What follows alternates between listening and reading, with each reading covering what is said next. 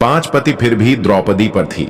इन 5 पुरुषों की बुरी नजर महाभारत में मौजूद कथा के अनुसार पांडव 5 भाई थे।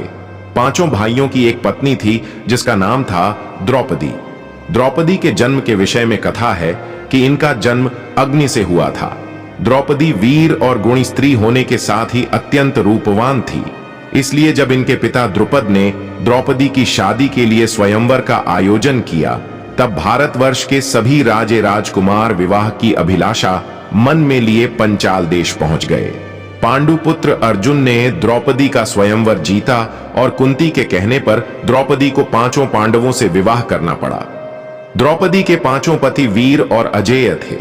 इसके बावजूद भी 5 लोग ऐसे थे जिनकी द्रौपदी पर बुरी दृष्टि थी। पहला, दुर्योधन की एक बहन थी दुशाला। इसका विवाह जयद्रथ के साथ हुआ था। यह द्रौपदी के रूप पर आसक्त था और उसे अपनी पत्नी बनाना चाहता था। जुए में सब कुछ हार जाने के बाद जब पांडव वन में दिन काट रहे थे, उस दौरान एक दिन जयद्रथ की दृष्टि द्रौपदी पर पड़ी। द्रौपदी उस समय अकेली थी। मौका देखकर जयद्रथ ने द्रौपदी का हरण कर लिया और अपने राज्य की ओर चल पड़ा। लेकिन पांडवों को जयद्रथ के कुकर्म का पता लग गया और द्रौपदी को लेकर भागने का प्रयास असफल हो गया। दूसरा, अज्ञातवास के दौरान पांडवों ने राजा विराट के यहां शरण ली थी। राजा विराट का साला था कीचक। कीचक काफी बलवान था। कीचक ने जब द्रौपदी को देखा तो काम पीड़ित हो गया।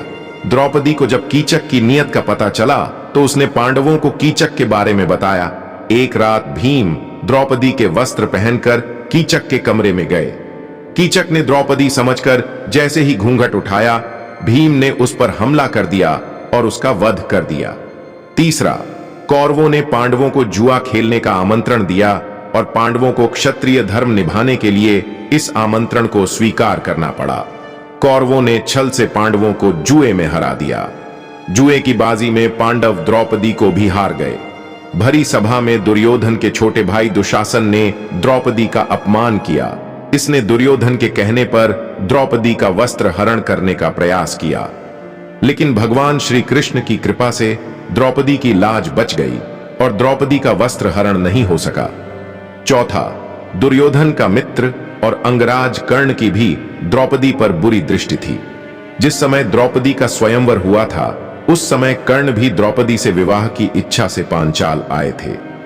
जब कर्ण विवाह की शर्त पूरी करने के लिए आगे बढ़े तो क्षत्रिय नहीं होने के कारण उसे स्वयंवर में भाग लेने से रोक दिया गया।